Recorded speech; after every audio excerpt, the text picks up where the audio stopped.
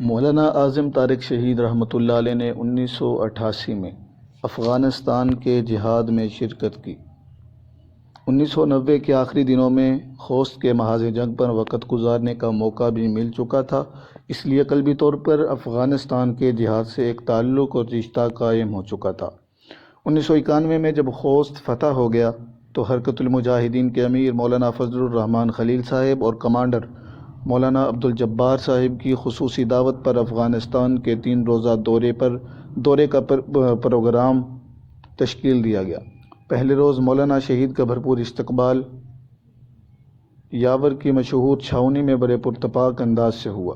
اس موقع پر سینکڑوں مجاہدین نے فضا میں اللہ اکبر کی فلک شغاف نعرے لگائے۔ خوشی سے فضا میں راکٹ لانچر داغے کلاشنکوفوں کی گولیوں سے فضا گونج اٹھی۔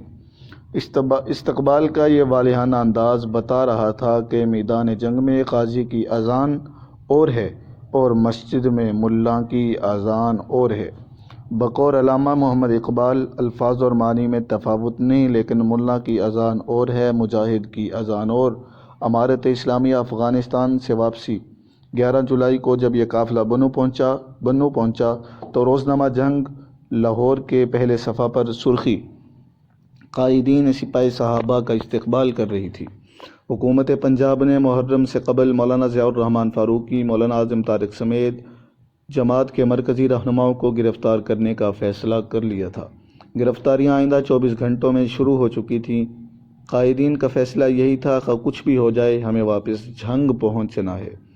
11 جولائی کو مولانا محمد اعظم طارق شہید رحمۃ اللہ علیہ نے چنیوٹ میں شہدائے مدینہ کانفرنس اور مولانا ضیاء الرحمن فاروقی شہید رحمۃ اللہ علیہ نے چک جھمرہ میں شان علی المرتضیٰ کانفرنس سے خطاب کرنا تھا۔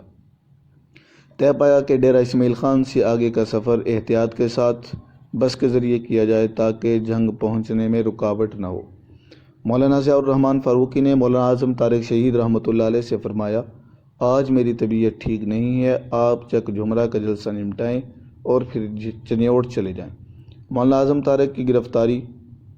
مولانا اعظم طارق چنیوٹ کی طرف روانہ ہوئے۔ چنیوٹ شہر سے باہر 2 کلومیٹر پہلے پولیس نے راستہ کی ناکہ بندی کر رکھی تھی۔ موقع پر بڑے بڑے افسر موجود تھے، انہوں نے مولانا کو روکا اور کہا، آپ ضلع جھنگ میں داخلے پر پابندی ہے۔ انہوں نے مولانا کو اور مولانا کے ساتھیوں کو اپنی تحویل میں لے کر تشدد کا نشانہ بنایا، پھر حوالات میں لا کر قید کر دیا۔ تیسرے روز شام کے وقت جھنگ جیل منتقل کر دیا گیا۔ آپ نے یہاں ابھی 2 دن ہی گزارے تھے۔ ایک ملازم نے آ کر اطلاع دی کہ آپ کو ڈھیوڑی میں طلب کیا گیا۔ آپ جیسے ہی باہر آئے، آپ کو پولیس گاڑی میں بٹھا کر فیصل آباد کی جانب لے گئے۔ یہاں فیصل آباد جیل کے نیو سیل میں لا کر خطرناک قیدیوں، ڈاکوؤں، قاتلوں کے پاس بند کر دیا۔ 1 ماہ کی اسیری کے بعد 12 اگست کو آپ رہا ہوئے۔ کراچی واپسی اور جنگ میں اقبال حسین کی شہادت۔ یہ بہت بڑا سانحہ تھا۔ مولانا اعظم طارق شہید کی بیوی بچے ابھی کراچی میں رہائش پذیر تھے۔ فیصل آباد جیل سے رہائی کے بعد اسی شام بذریعہ ہوائی جہاز کراچی روانہ ہو گئے۔ کراچی میں ابھی تک ایک ہی دن گزرا تھا کہ اگلی رات 9 بجے اطلاع ملی کہ جنگ کے ممتاز سیاسی اور تاجر رہنما میاں اقبال حسین، جو کہ 10 جنوری کے ضمنی الیکشن میں جماعت اور انجمن تاجران کے مشترکہ امیدوار تھے، جنگ میں ٹوبہ روڈ پر افسر کالونی کے گیٹ پر شہید کر دیے گئے۔ میاں اقبال حسین کی شخصیت، شرافت، غریب پروری، دینی مدارس کی سرپرستی، سپاہی صحابہ کے اسیران کے لیے تعاون اور بھلائی کے کاموں میں ہمیشہ پیش قدمی کے لحاظ سے ایک انفرادی شان کی حامل تھی۔ میاں اقبال حسین شہید کی جدائی ایک بہت بڑا صدمہ تھا، جس سے نہ صرف اہل جنگ بلکہ خود مولانا اعظم طارق شہید بھی بہت افسردہ ہوئے۔ دفاعی صحابہ اور پاکستان کانفرنس پر بم حملے میں 1991 کو لاہور میں دفاعی صحابہ دفاعی پاکستان کانفرنس جاری تھی۔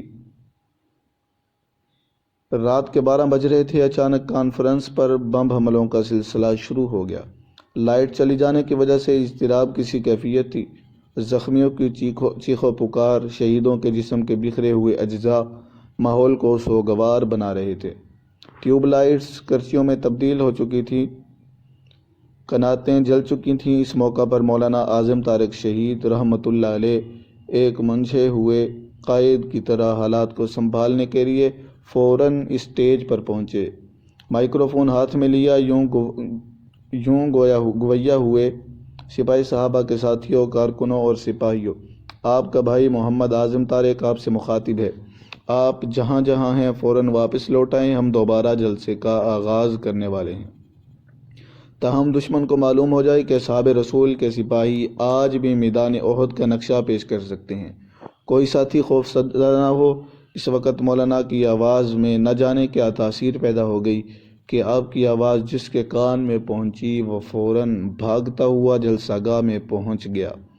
یوں جلسہ دوبارہ شروع ہو گیا۔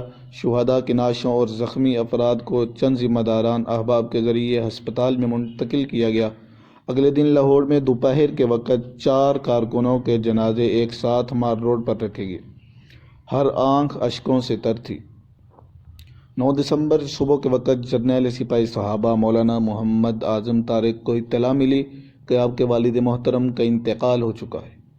ایک اور صدمہ تھا جس نے آپ کو مزید افسردہ کر دیا۔ آپ نے اپنے والد محترم کی تجہیز و تکفین کے بعد جنگ جانے کے لیے روانہ ہو گئے۔ یہاں احباب کی بلدیاتی الیکشن مہم میں شریک ہونے کو ایک مشن سمجھ کر سر انجام دینے لگے۔ قومی اور صوبائی اسمبلی کے الیکشن 1992 کے دن قومی اسمبلی کے کاغذات نامزدگی کروانے کے لیے